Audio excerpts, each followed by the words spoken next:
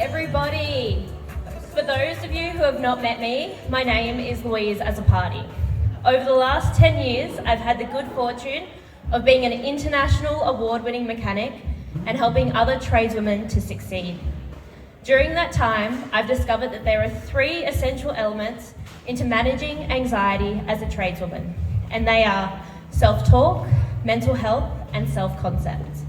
The best part is, once you learn these 3 things, if you're ever in a situation where you feel your anxiety taking over, you'll be able to reel it in, process it, and keep on smashing it at whatever you're doing. Now, there are 2 factors I've personally experienced in the anxiety space: the internal factors and the external factors. The external factors are unconscious bias and sexism. But unfortunately today, I won't be able to cover them. But I wanted to acknowledge them. As tradeswomen, there are a lot of things that come at us that we can't control. In today's workshop, I'll be sharing things that you 100% have control over, and that you can start implementing tomorrow if you work Saturdays or Monday. Let me give you some background on my experience. So I'm a heavy vehicle and plant mechanic by trade. I started my apprenticeship in 2012 when I was 15 years old. I found my apprenticeship at the Brett Carter Apprenticeship Expo in Sydney, and in the space of an hour, I had 3 life-changing conversations. The first was short and sharp. I went up to the stand with my dad by my side, and the guys at the stand told us that they wouldn't recommend this workshop for their daughters, and they wouldn't want me working there. I later found out that male apprentices had been sexually harassed at this workshop. The second conversation was more of a lecture, where this guy lectured me and my dad about how I was too small to be a mechanic and how I wouldn't make it. I left this conversation feeling very disheartened. Me and my parents kept walking through the expo. The final conversation was with Sarah. Sarah, at the time, was a first-year heavy vehicle mechanic. She was the same height as me, the same build as me, and at the time, we were both blonde. It's changed a few times since then. She encouraged me to do work experience at her work. I did, I loved it, I applied, and I got the job. Then there was TAFE. I think we all remember the first time we walked into TAFE as a female in a male-dominated class. I was wearing fresh work pants and a fresh branded work shirt. I could hear the sounds of men, boys, walking and laughing as I entered the room. I stepped into the room. Silence. All eyes on me. From the looks on their faces, you could imagine what they were thinking. I was thinking, did their parents teach them to shower regularly? I took my seat. The teacher comes in and starts marking names off the roll. Luke, Adrian, Curtis, Michael. He pauses. Lewis? I raise my hand quietly and say, it's Louise, sir. I ended up having a really good relationship with my TAFE teachers and my TAFE peers, up until I hit 3rd year. There was an incident that changed the way that I thought about myself. We were sitting in class after the recent TAFE Awards night, and previously I had won an award in my 1st year, and I had won an award at the latest awards night. I told my TAFE peers. They didn't have the reaction I expected. They all started asking the teacher, why did she get another award? Are you guys just showing off the girls?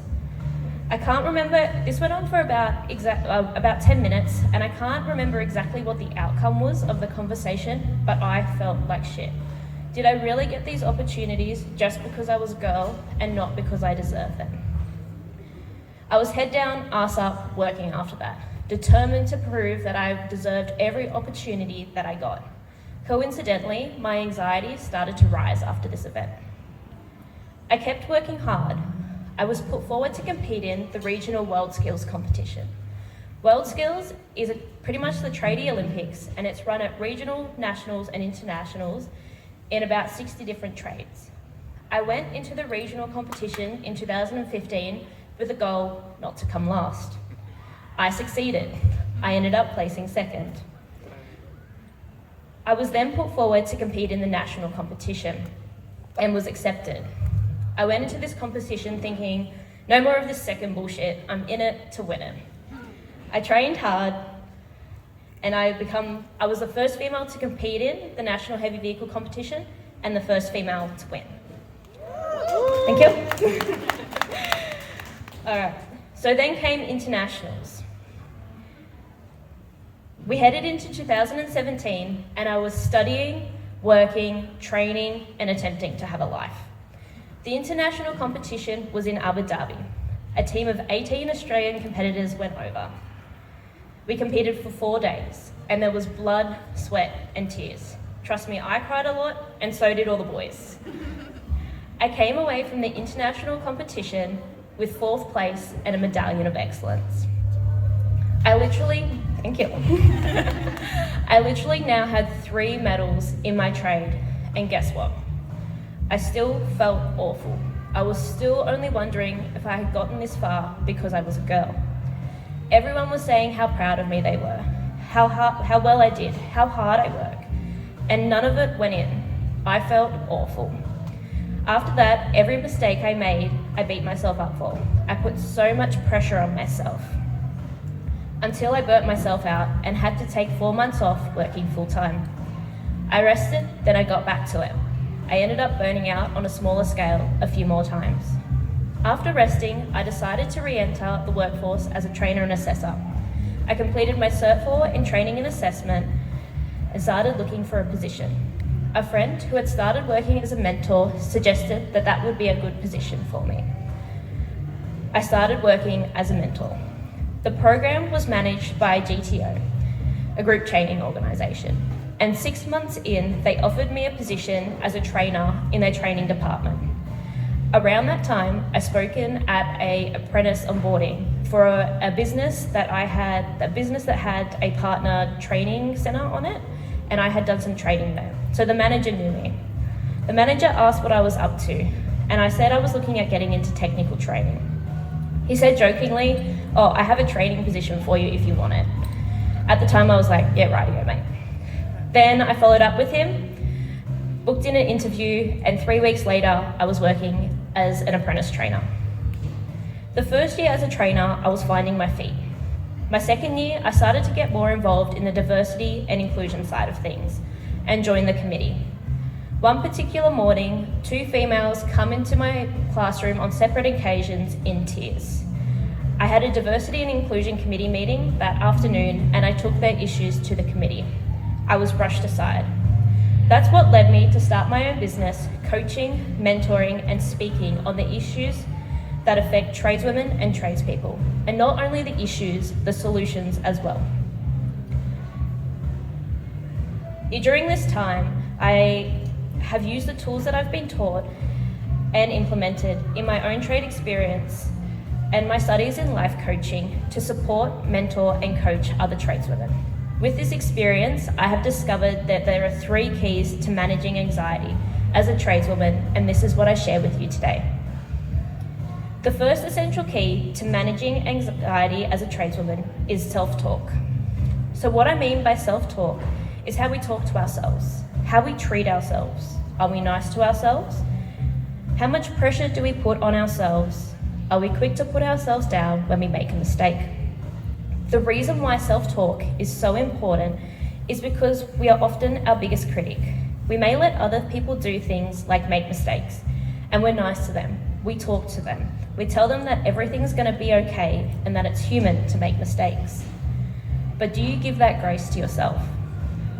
Or when you make a mistake, do you bring up every other mistake that you've ever made until the feeling gets so overwhelming that you can't literally think of anything else, which coincidentally leads you to make another mistake because you're not thinking, which then only enhances the feeling? We often hear the saying, would you talk to your best friend the way that you talk to yourself? And I don't know about you, but if I talk to people the way that I talk to myself, I wouldn't have too many friends. One of the benefits of understanding your self-talk is now breaking the patterns that can bring you down and take your mental energy. Let me give you an example of an event that took a lot of my mental energy at the time. So one of my most memorable mistakes happened very quickly. I was doing overtime. I was just going to put the sump up quickly on a bus. From start to finish, it'll be an easy 2 hours overtime, including doing my paperwork and walking to clock out. Sounds really simple, right? It's because it is.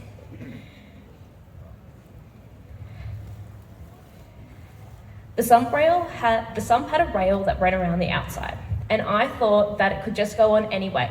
So I put it up, put a bolt in, tightened the bolt, and I heard a crack. Pulled the sump down, had a look at the rail, and it had a big crack all the way through it. I was also on inspection, looking at it, and it had front written on it in big letters. I literally facepalmed myself. I went and told my supervisor, and he said, "We'll worry about it in the morning." In the morning, I found out that there were no sump rails for that particular engine in the country. So you could imagine my mind's going over and over and over on this mistake. And that bus was there for a while because they had to order the parts from another country. So coincidentally, the few weeks after that, I made a fair few more mistakes because my mind was so distracted by this mistake that I had made. I say it so simply now, but at the time, this event just went around and around. Now I want to teach you something about the brain which I found so fascinating and allowed me to really understand my habits of pretty much talking to myself like shit, even though I knew logically that I shouldn't. Now, our brain is pretty much a mushy electrical circuit, with our thoughts pretty much going down the path of least resistance. That's what electricity does. Now, in our brain, what determines the path of least resistance is what we use most often, which generally is talking to ourselves like crap. And when we use the path over and over again, our brain pretty much puts in a heavier, high-speed cable for what has the most demand, which is generally beating ourselves up. We want to install a new cable that allows more pleasant thoughts to be the automatic path.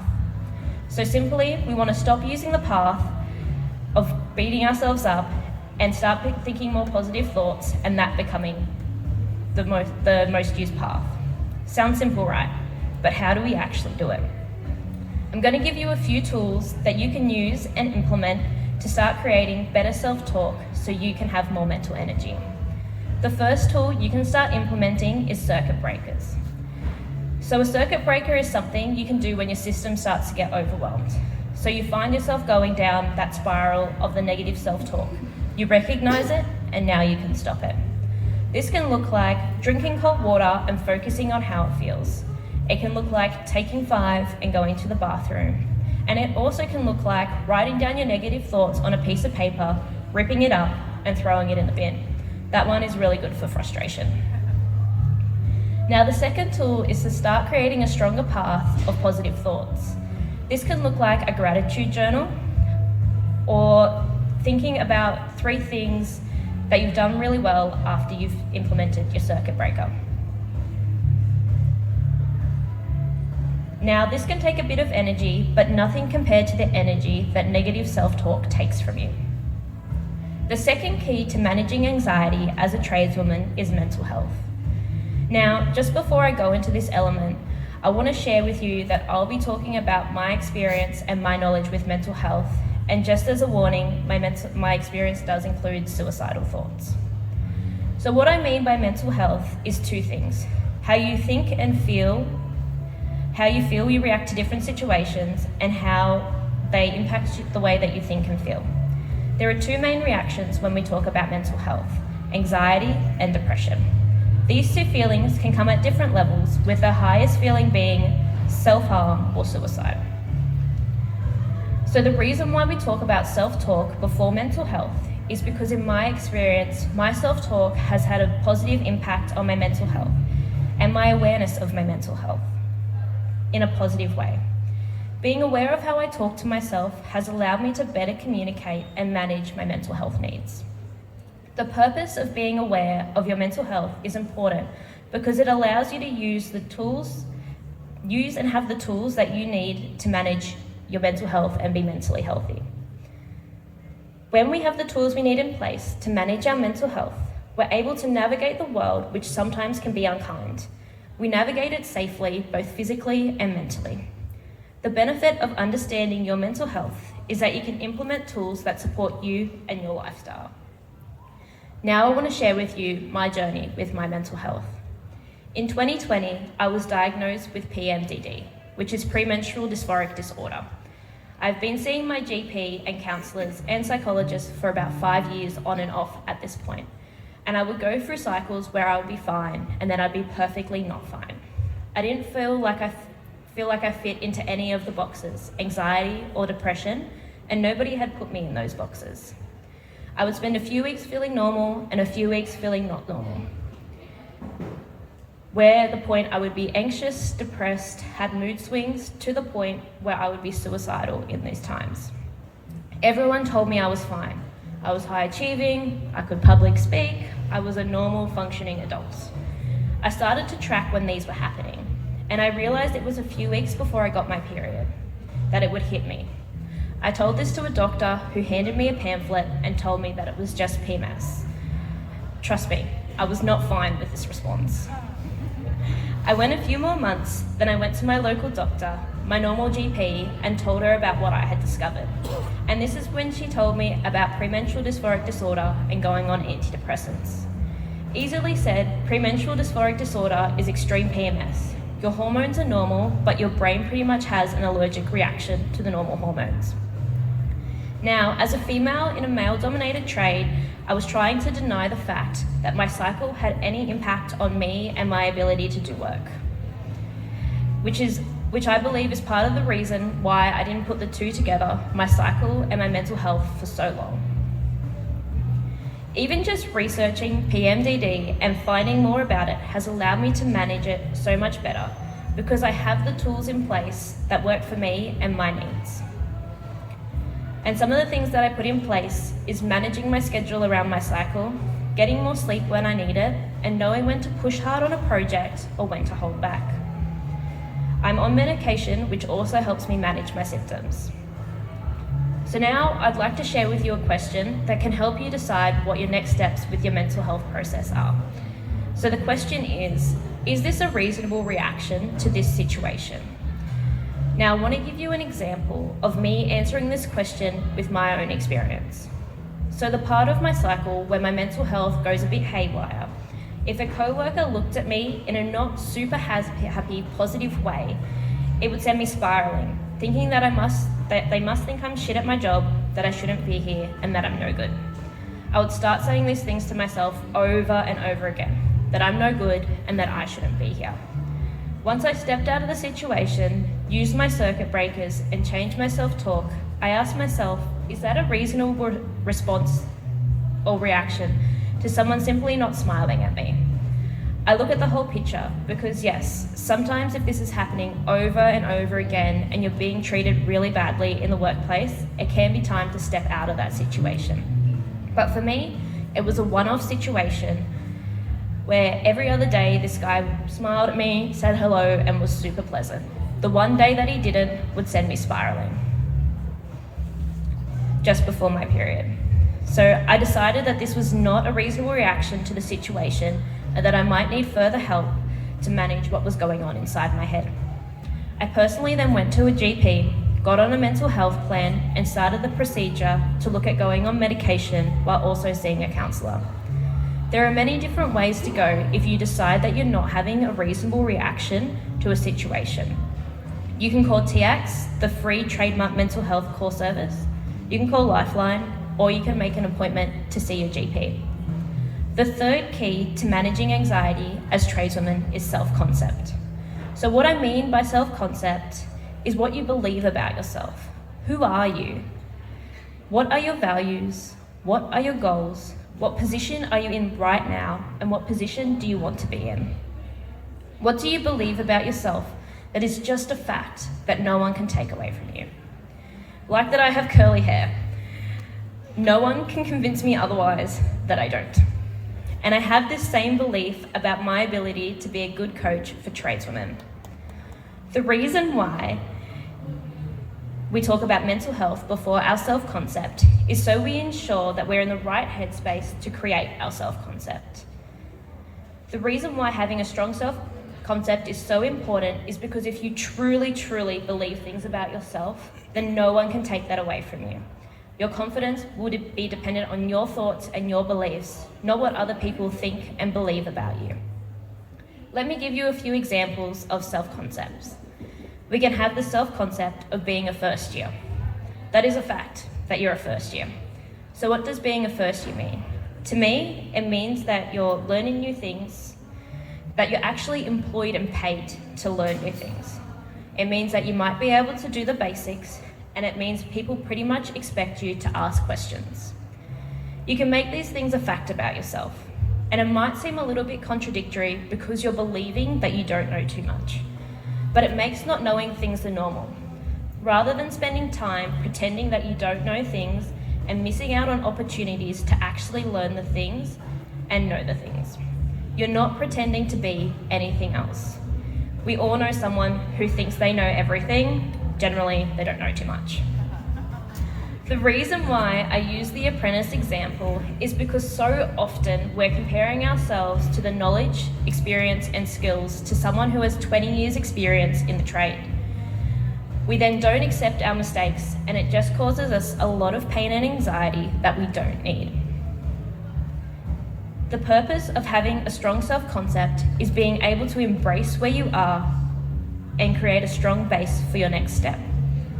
One of the benefits of having a strong self-concept is that other people's words will just brush off your back. The reason why I share this with you is because as a tradeswoman, people can tell us a lot of things. They tell us good things and they tell us not so good things. Most of the time, we might just feel a little ping of annoyance and move on.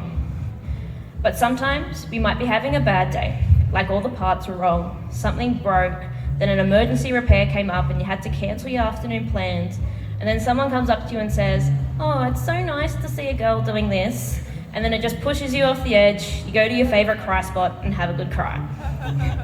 Trust me, I had one and I used it a lot. And unfortunately, it can also come from other women. I have had a few instances where women have told me that I'm actually making things worse for tradeswomen. And this really gets under my skin because helping tradeswomen is so important to me, and the idea that I'm making it worse drives me crazy. Now, this comment that I'm making things worse for tradeswomen really hits me hard because of a situation I was in and part of. During my apprenticeship, I struggled navigating workplace relationships to the point where I was in a relationship with one of my apprentice peers in the workplace, who told me to keep it a secret because he didn't want it to interfere with work. After the relationship ended and I got my head out of the clouds, I found out that he had a girlfriend the whole time. 2 years later, when he left the company, I started hearing rumours about the situation. Up until a female mechanic who was older and had 10 years experience in the trade come up and asked me outright, "Did you hook up with this guy? He's told everyone that he got you." I spiraled downhill, beating myself up. I was one of the girls that made things worse. Part of the reason why people thought women only enter the trade to get with guys. I beat myself up so much. I became good friends with one of the other mechanics in the workplace, and it built my confidence up again. No, I hadn't ruined my reputation and destroyed my career, which is what I've been telling myself. Other mechanics still respected me as a person, but I was proven wrong. Another mechanic started saying that I was going to do it all again, referencing the relationship in my first year. I didn't believe him. I was respected right. This guy was my friend. I approached my friend about it, and he said he did want a relationship with me previously like I had in first year, referencing that he also had a girlfriend and was planning on keeping her. My confidence was destroyed. I was still part of the problem. I went downhill mentally until up to the point where I was suicidal, telling myself over and over again that I was part of the problem.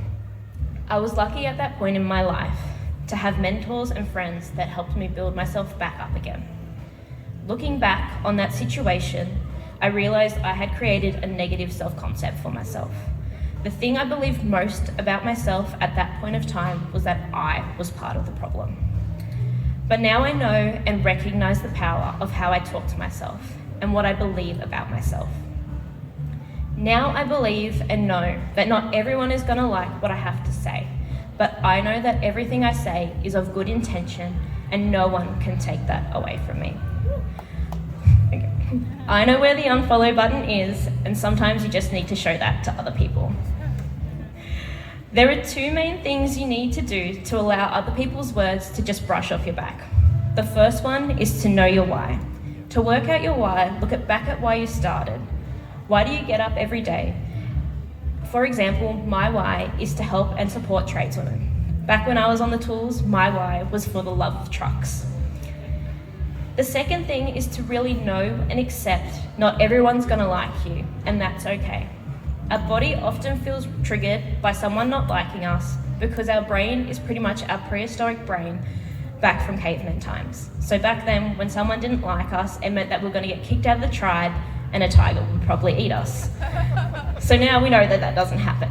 So we need to remind ourselves when someone doesn't like us that we're gonna be physically safe, and I'm pretty sure in all of our situations, we're not gonna get eaten by a tiger if we get kicked out of the tribe. All right, so these three things to managing anxiety as a tradeswoman, so self-talk, mental health, and self-concept, have allowed me to navigate the world confidently, navigating situations that I never thought or imagined I would be in, and supporting other tradeswomen to do the same. So thank you everyone, and if you have any questions or comments, you can ask now or I'll be at the expo at the show tonight. And you can follow me on Instagram.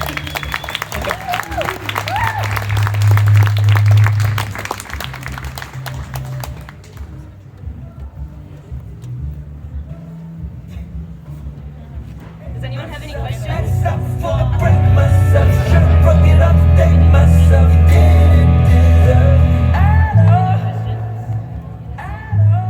Yeah? No, I'm not going to sing. I sing in the shower. I don't think anyone wants to hear that one. All right, Beck, did you have a question? I missed the beginning. How long have you been in the trade? I started my apprenticeship in 2012 when I was 15, so I think it's like 12 years now. Yeah. I just wanted to thank you for sharing so far with me as well. Thank you.